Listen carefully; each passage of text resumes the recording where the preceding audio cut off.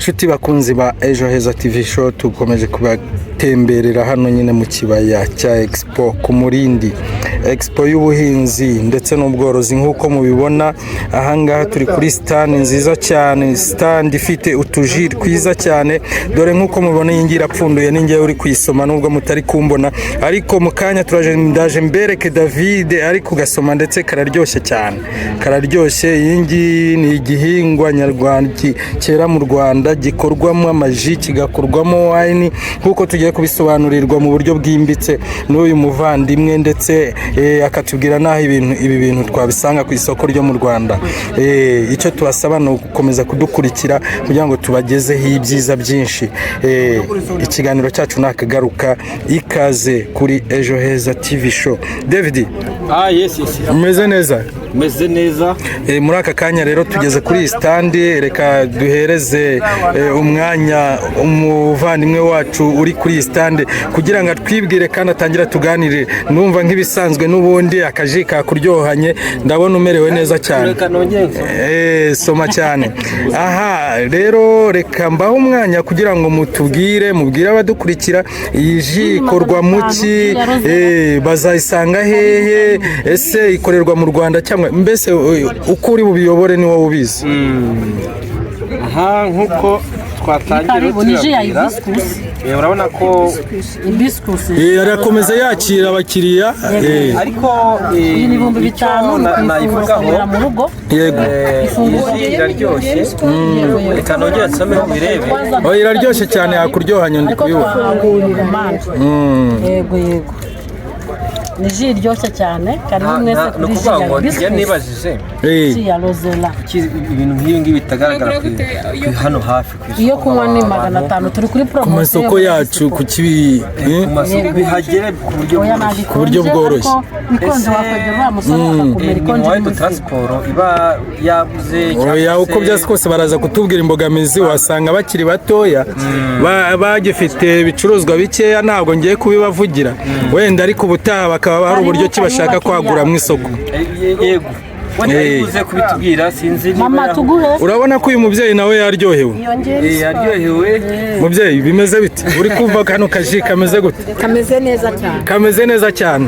Harimo agasukari kari natirere k'umwimerere, karinganiye katari kenshi ko mu bimera. Ibingo twazanye muri Expo nibyo byambere twasohoye mu ruganda. Nibyo byambere bingibi. Nibyo byambere byasohotse mu ruganda. Yego. Icyangombwa cya FDA y'ikitwemerera kubisohora mu ruganda twagihawe ku itariki 17. Expo iratangira mu gitondo kuri 18. Wow, ubu ngubu mufite ibyangombwa bya FDA. Ibyangombwa bya FDA. Rwanda FDA. Bitwemerera kuba tugurisha. Harya David, FDA bisobanura iki? FDA ni harimo Rwanda, F ni food, noneho D ni drugs. Drugs ubone nk'iki? Ibinyobwa bisembuye. Nibyo. Food, drugs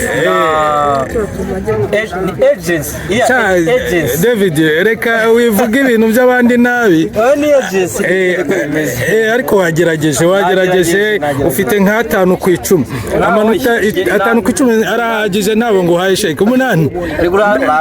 Ndayaguhaye. Ari twakizanye turi kugicuruza, ibi twari twabizanye. Dusobanurire ku bantu bashaka kugabanya ibiro. Yego. Yego. Urabona nanjye ndi munini, niyo mpamvu ndi kugasoma kugira ngo nkomeze ngabanye njye kuri tayo. Wenda akomeza kubisobanura. Reka adufashe mushiki wacu adufashe. Ntabwo twanasuzanye. Mwadufasha mugasobanura abadukurikiye ibijyanye n'iki kinyobwa. Ngewe nitwa Ndatimana David. Yego. Nanjye nkaba ndi umugoronome bisanzwe. Agronomie. Ariko urumva iyi stage ni production. Iyi stage ya production dukunda kubwira abantu ngo ibyo duhinga bikunda kuvamo ibindi bintu. Ubundi hari nk'abantu bareba nk'ibintu n'urugero iyo ni itunda, ariko umwihariko wacu ni hibiscus.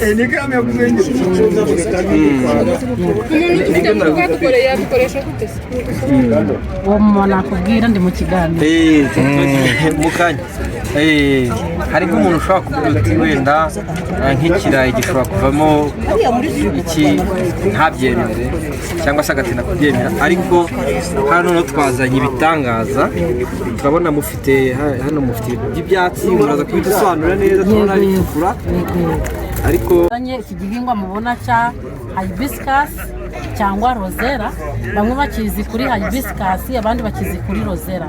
Akaba ari igihingwa duhinga mu kibaya cy'imisozi, mu kibaya no mu misozi ya Nyabihu, mu karere ka Nyabihu mu murenge wa Rugera. Akaba ari naho uruganda rwubatse munsi ya IPRC i Nyakinama. Nitwe ruganda rwa mbere ruri gutunganya iki gihingwa mu Rwanda. Twarasuwe n'ibigo by'ubuhinzi, rabu yaradusuye, ibigo by'ubuziranenge byaradusuye, kandi turi no muri porogaramu ya zamukana ubuziranenge. Tukaba rero twazanye iki kinyobwa ku isoko. Icyo gihingwa cyacu cya hibiscus cyangwa se rozera dukoramo ji. Iri cupa rinini mfashe ni ji idafunguye ni ukuvuga ngo iri concentre, ni ukuyigura ukayijyana mu rugo ugafungura ukajya gusangira n'umuryango. Itandukanye n'iyi ngiyi, kuko iyi ngiyi yo uragura ugahita unywa. Urabona ko ni icupa ritoya, yego, ugahita unywa. Iyi twe twayizanye ifunguye kugira ngo uyiguze ahite anywa. Hanyuma iyi ngiyi barabona ko nanjye nawe urimo kunywa hafi gushira, ariko ushobora gufata n'akandi. Hanyuma iyi ngiyi yo ni ukujya gufungura ukanywera mu rugo. Ikindi dukora muri hibiscus, dukora amadivayi, amave. Aba ari ve nziza cyane, dutara amezi 6 igasohoka itunganye neza rwose. Iyo yabiri hano oya, yo ntabwo tuyifite aka kanya muri Expo. Irataze, yari itaragera igihe cyo kuba yatarurwa ngo tuyizane, ariko ubutaha tuzaba tuzifite ku bwinshi. Iki kinyobwa cyacu rero mubona ahangaha nibwo cyasohotse mu ruganda. Twahawe ibyangombwa na FDA bitwemerera kugikora. Hanyuma rero kandi turi hafi no kubona S-Mark, kuko turi muri porogaramu ya zamukana ubuziranenge rwo kwereka abanyarwanda ibyiza bituruka mu Rwanda, kuko iki ni igihingwa gihingwa mu Rwanda, kigahingwa n'abanyarwanda, kandi kigatunganywa n'abanyarwanda mu ruganda. Imbuto zacyo ziboneka gute? Iyo umuhinzi ashaka kudufasha kugihinga, kuko kugira ngo tugihinga tubone umusaruro uhagije, dukorana n'abahinzi ndetse n'amakoperative. Twebwe umuhinzi turamusura, tukareba umurima afite, tukamuha imbuto. Hanyuma twamara kumuha imbuto tukagirana amasezerano, umusaruro amaze gukuramo akajya utuzana ku ruganda tukawugura, kandi tukagira agronome w'uruganda ukurikirana mu mirima uko abahinzi bahinga icyo gihingwa cyacu cya hibiscus. Urumva ko mwebwe umwihariko mufite, ntabwo ugenda utaguze rozera 5 iyo ngiyo. Nibyo navugaga Joseph. Ni kuri promotion. Yego David. Bano umwihariko wabo babonye ko ntabwo umuhinzi yirwa aruha barajya gushaka isoko. Yego, isoko riba rihari. Yego, dukonje twashizemo ndetse bakaguha n'umwagronome ukurikirana wa murima wawe. Yego. David, yes. aba bavandimwe urabona ko ji zabo mu by'ukuri zirakunzwe. Niba uri bireba neza, abakiriya barahari bari kugura, kandi ni ukuri nanjye naryohewe. Kuvuga igicuruzwa cyabo ntabwo twaba twibeshye. Igicuruzwa cyacu ni cyiza. Igicuruzwa cyabo ni cyiza. Ikindi David, reka mukanya wenda banze yakire abakiriya, ubundi aradusobanurira nyirizina kugira ngo iyi ji iboneke, produit zikoze ni izihe, kugira ngo kumve niba ziboneka ku isoko ryo mu Rwanda, kuko hari igihe rimwe na rimwe twibeshya tukagira ngo ibi bintu bikorerwa hano mu Rwanda, ariko nyirizina ugasanga hafi ya byose ibi bigize babikuye hanze, ugasanga n'ubundi ya mahirwe ntayo dufite cyane. Ndumva rero twabanza tukamenya ese iyi ji mu by'ukuri ikozwe mu biki. Muri rozera iboneka 6 papa. iboneka gute iryoshye kubi imbuto yayo urabona ko imbuto yayo twe turayifite rozera yandayiguze yego pe mukomeze muhahe Joseph karame none ko nanditse nimero yawe uzamvugisha wowe uzamvugisha niko narwambwiye agashya yazana agashya ko kwa Nyirangarama tumenyereye ariko se ndayizi ndabona ngewe ari nk'utu focus on this yes oya ntabwo ari nk'utuzi twatumenye ariko noneho twabona ibisi ya iyi ni itunda iyi ni rozera ariko ndayifunga urayifunga urabona ko warahuze urakoze cyane karita yawe yijyanye yego reba iriho nimero ibona mubajije kiza kandi nimero irabona business card okay merci beaucoup oya reka akomeze acuruze kuko ni nacyo cyamuzanye burya nyine ngakeza karigura reka abakiriya bakomeze bakunde iki gihingwa agiye kudusobanurira kandi ni nacyo nifuza ndagira ngo akitubwire mu magambo makeya ubundi atubwire no kugira ngo iyi ji iboneke ese uretse ibi byatsi ndi kubona hano na iki kindi bashyiramo kugira ngo iyi ji nziza iryoshye gutya iboneke nicyo kintu ngiye nshaka yego nabonetse yego ikibazo nabajije wacyumvise ndumva wakomerezaho nacyumvise ubundi nk'uko twabibabwiye iyi ji yacu ni umwimerere yego umwimerere bishatse kuvuga iki igihingwa tuba twakihingiye cyangwa se tugakorana n'abahinzi b'abanyarwanda bagihinze hanyuma kugira ngo tugikore abahinzi muba mubizeye ko ibintu bahinze byuzuye yego kuko tubakurikirana mu murima duhingisha ifumbire y'imborera ntabwo dushyiramo imvarugana n'imborera gusa yego hanyuma kugira ngo iyi ji yacu iboneke nta kindi kintu kidasanzwe dushyiramo amazi tugafata umutobe w'umwikamire w'umuhama umutobe w'iki wa rozera umutobe wa rozera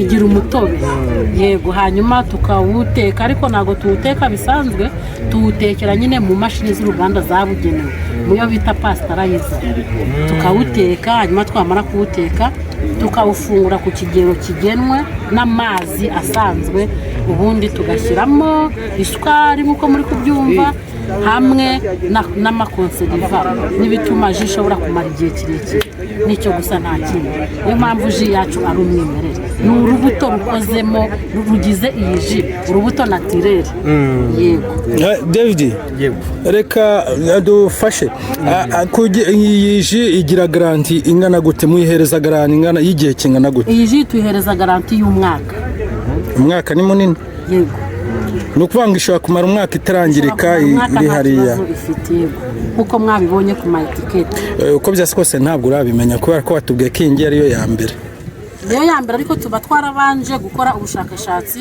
kandi mu Rwanda tuba dufitemo aba food science baba barisansiye babyize nk'uko itegeko ry'ubuziranenge bidusaba yego production manager aba ari umu food science wabyize ufite lisansi ongera utwibutse iyi ji umuntu wayinyweye ni ikimufasha mu mubiri we mu bijyanye n'ubuzima iyi ji umuntu wayinyweye ikintu umufasha mu bijyanye n'ubuzima icya mbere kubera yuko ari urubuto rusanzwe yongera amaraso ikindi kandi ituma igogora ry'ibiryo ryihuta ntabwo ushobora kurya ngo ubyimbe inda wanyweye ji ya rozera cyangwa ya hibiscus yego hanyuma no ku bantu bashaka kugabanya ibinure mu mubiri nayo barayikoresha bashaka kugabanya umubyibuho ariko bakayikoresha banyweye icyayi cya rozera hanyuma ikindi ifasha cyane rozera igabanya umuvuduko w'amaraso yego igabanya umuvuduko w'amaraso ariko ufite umuvuduko w'amaraso ntabwo yanywa iyi ji twatunganyije mu ruganda ahubwo we anywa icyayi cya rozera kitanyuze mu ruganda agateka akayinywa nta kindi kintu avanzemo okay hanyuma mu kugira ngo ibashe kuba yamara uwo mwaka itarangirika le produit chimique mushobora kuba mushyiramo zaba ari inkuze z'ubuhe bwoko niba atari ibanga babyita preservatives kandi ntabwo ziri harmful ku muntu oya ntacyo zangiza mu buzima bw'umuntu ni za rusange mu ma soft drink yego watubwiye ko uyu nguyu ashobora kuba ari wo musaruro wa mbere mubonye kuri ku gakadi mu mpaye nabonye ko iki gihingwa gishobora kuba kivamo juice kivamo ji, kikavamo icyayi, kikavamo na wine.